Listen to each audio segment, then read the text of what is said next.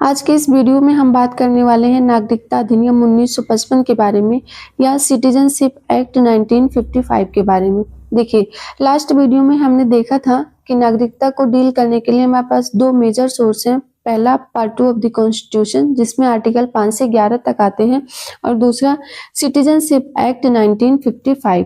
देखिए, संविधान का भाग 2 जो है वो संविधान के प्रारंभ यानी 26 जनवरी 1950 को भारत के नागरिक कौन कौन होंगे इस चीज की चर्चा करता है, जबकि 26 जनवरी 1950 के बाद भारत के नागरिक कौन होंगे या नागरिकता से जुड़े किसी भी प्रश्न का जवाब आपको किस में मिलेगा, नागरिकता अधिनियम 1955 में।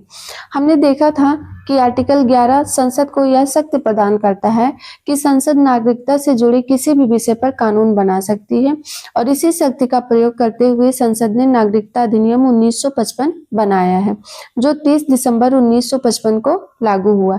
इस अधिनियम में अब तक 6 बार संशोधन हो चुका है। पहला संशोधन हुआ था 1986 में, दूसरा संशोधन हुआ था 1992 में, उसके बाद 2003 में, 2005 में, 2015 और 2019 में, जिसमें 2019 का संशोधन जो है वो बहुत विवादों में रहा। अब आइए कुछ टर्म्स को समझ लेते हैं। ये टर्म्स आपके इस अधिनियम में बार बार आएंगे और इन टर्म्स को समझने के बाद आप इस अधिनियम को और बेहतर तरीके से जान पाएंगे। पहला टर्म है PIO यानी पर्सन ऑफ इंडियन ओरिजिन या भारतीय मूल का व्यक्ति। भारतीय मूल का व्यक्ति हम किसे कहेंगे? ऐसा व्यक्ति जिसका जन्म या जिसके माता पिता या दादा दादी या नानी नानी या नाना नानी का जन्म अविभाजित भारत में हुआ है, यानी ऐसा भारत जिसमें पाकिस्तान प्लस आपका इंडिया प्लस बांग्लादेश शामिल था, जिसे हम अविभाजित भारत कहते हैं, जिसका जन्म ऐसे क्षेत्र में हुआ है या ऐसे क्षेत्र में हुआ है जो 15 अगस्त 1947 के बाद भारत का हिस्सा बना। जैसे एग्जाम्पल मान लेते हैं सिक्किम। क्या? सिक्किम। तो वो व्यक्ति क्या कहलाएगा? भारतीय मूल का व्यक्ति कहलाएगा। एक बार फिर से समझ लेते हैं। भारतीय मूल का व्यक्ति वह व्यक्ति है जिसका जन्म या जिसके माता पिता या दादा दादी या नाना नानी का जन्म अविभाजित भारत में हुआ है या ऐसे क्षेत्र में हुआ है जो 15 अगस्त 1947 के बाद भारत का हिस्सा बना, तो वह व्यक्ति भारतीय मूल का व्यक्ति कहलाएगा। अब दूसरा टर्म है NRI यानी नॉन रेजिडेंट इंडियन, अनिवासी भारतीय। ये होते तो नागरिक भारत के हैं, यानी इनके पास भारत की नागरिकता होती है, लेकिन ये किसी व्यवसाय या शिक्षा प्राप्त करने के उद्देश्य से या कोई नौकरी करने के लिए किसी अन्य देश में रहते हैं, यानी जो एक वित्तीय वर्ष में 182 दिन देश के बाहर रहता है, ऐसे व्यक्ति को हम क्या कहते हैं? NRI कहते हैं। अब तीसरा टर्म है OCI overseas citizen of India, यानी भारत का प्रवासी नागरिक। यह व्यक्ति जो होता है ये नागरिक तो किसी अन्य देश का होता है, लेकिन ये व्यवसाय या शिक्षा प्राप्त करने के लिए भारत में एक लंबे समय के लिए रहता है और ये भारतीय मूल का व्यक्ति होता है। भारत सरकार इसको एक OCI कार्ड प्रदान कर देती है, जिस OCI कार्ड के जरिए भारत में आ सकता है और निवास कर सकता है। बार बार इसे वीजा की जरूरत नहीं पड़ती है। अब आइए हम आगे बढ़ते हैं इस अधिनियम की तरफ। देखिए, इस अधिनियम में टोटल 19 सेक्शंस हैं, यानी 19 धाराएं हैं और 3 शेड्यूल यानी 3 अनुसूचियां दी हुई हैं। देखिए, जब हम संविधान को पढ़ते हैं तो हम उसमें क्या पढ़ते हैं? अनुच्छेद पढ़ते हैं, लेकिन जब हम किसी अधिनियम या एक्ट को पढ़ते हैं तो उसमें हम अनुच्छेद की जगह पे क्या पढ़ते हैं? धारा पढ़ते हैं या सेक्शन पढ़ते हैं। अब आइए देख लेते हैं धारा 3 को। धारा 3 जन्म द्वारा नागरिकता यानी सिटीजनशिप बाय बर्थ की बात करती है।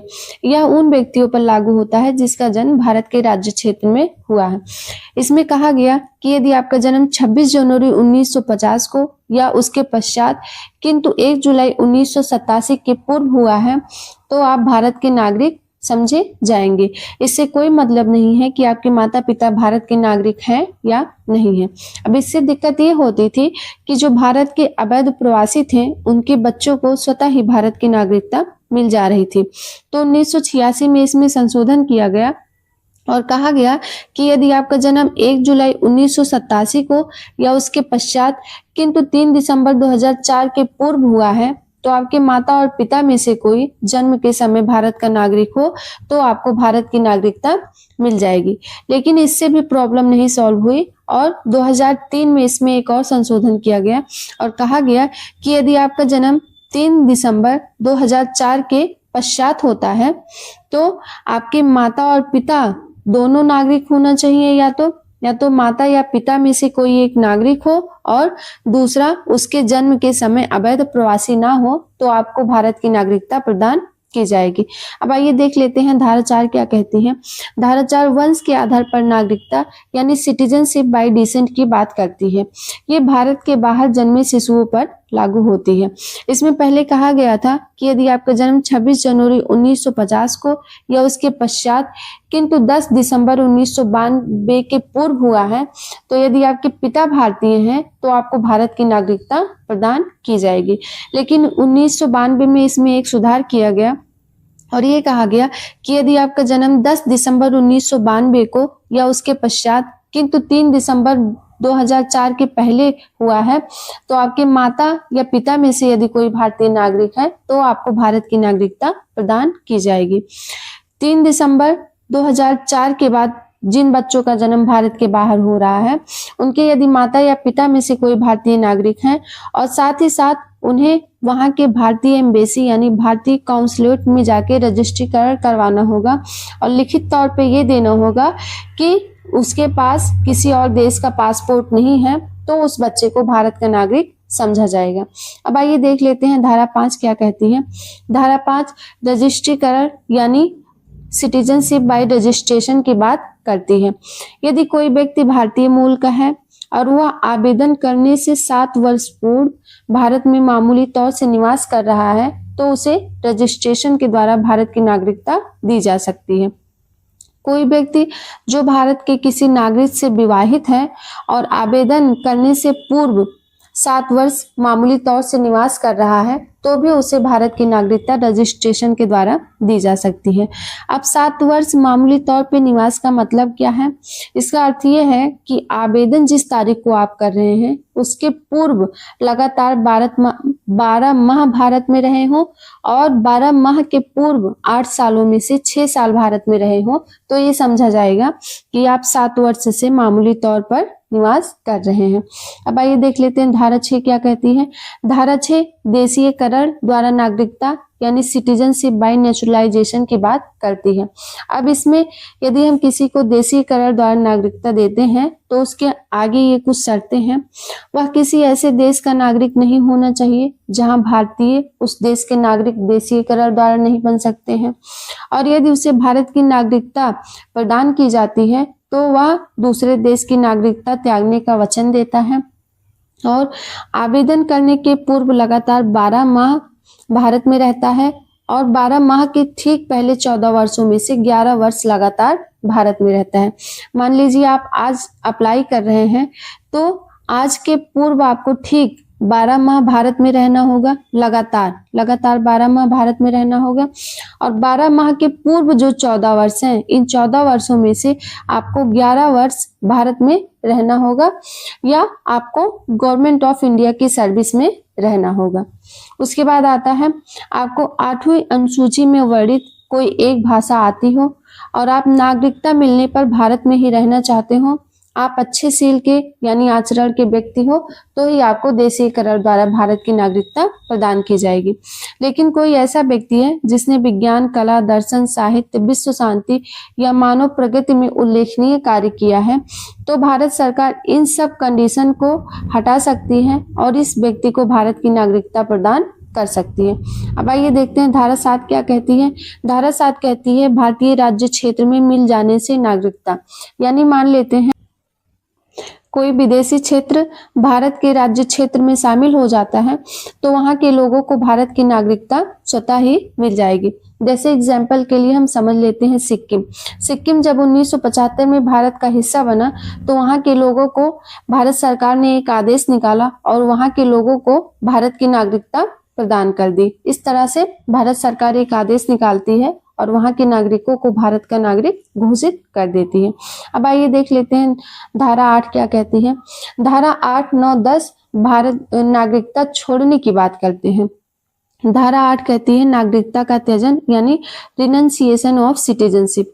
यदि कोई व्यक्ति नागरिकता छोड़ने की घोषणा करता है और उसे विहित अधिकारी द्वारा रजिस्ट्रीकृत कर लिया जाता है तो वह भारत का नागरिक नहीं रहेगा। लेकिन यदि कोई ऐसी घोषणा युद्ध के दौरान की जाती है तो ऐसे आवेदनों को युद्ध के दौरान स्वीकार नहीं किया जाता है। धारा 9 कहता है नागरिकता का पर्यवसान यानी टर्मिनेशन ऑफ सिटीजनशिप। किसी और देश की नागरिकता स्वेच्छा से लेने पर भारतीय नागरिकता स्वतः ही समाप्त हो जाएगी। यानी यदि आप किसी और देश की नागरिकता ले लेते हैं तो भारत की नागरिकता आपकी स्वतः ही समाप्त हो जाएगी। धारा 10 कहती है नागरिकता से वंचित किया जाना यानी डिप्राइवेशन ऑफ सिटीजनशिप। यदि भारत सरकार को ये हो जाता है कि आपने जो रजिस्ट्रेशन है, भारतीय नागरिकता जो प्राप्त की है, उसमें जो आपने प्रमाण पत्र का यूज किया है वो कपट या मिथ्या से प्राप्त किया है, तो भी आपकी भारत की नागरिकता छीनी जा सकती है। या यदि आपने संविधान के प्रति अभक्ति या संविधान का अनादर किया है तो भी आपकी भारत की नागरिकता छीनी जा सकती है। और यदि युद्ध के दौरान आप शत्रु देश की सहायता की है या फिर आपको भारत की नागरिकता मिलने के 5 वर्षों में ही आपको 2 वर्ष की जेल हो जाती है तो भी आपकी भारत की नागरिकता छीनी जा सकती है। या 7 वर्ष में से लगातार आप 7 वर्ष लगातार आप भारत से बाहर रह रहे हैं और भारतीय काउंसलेट में आके अपना रजिस्ट्रेशन नहीं करवा रहे हैं तो ये मान लिया जाएगा कि आपको भारत की नागरिकता से वंचित कर दिया जाएगा। मान लीजिए आपको भारत की नागरिकता मिली और आप 7 वर्ष विदेश में पढ़ने चले गए। यदि आप पढ़ाई करने के उद्देश्य से गए हैं तो आपको जो भारत की एम्बेसी होती है उसमें हर वर्ष जाके ये बताना होगा कि मैं अपनी भारतीय नागरिकता बनाए रखना चाहता हूँ, तो ही आपकी भारतीय नागरिकता बनी रहेगी, अन्यथा आपकी भारतीय नागरिकता समाप्त हो जाएगी। वीडियो को लास्ट तक देखने के लिए बहुत बहुत धन्यवाद। वीडियो आपको कैसे लगी हमें कमेंट करके जरूर बताएं।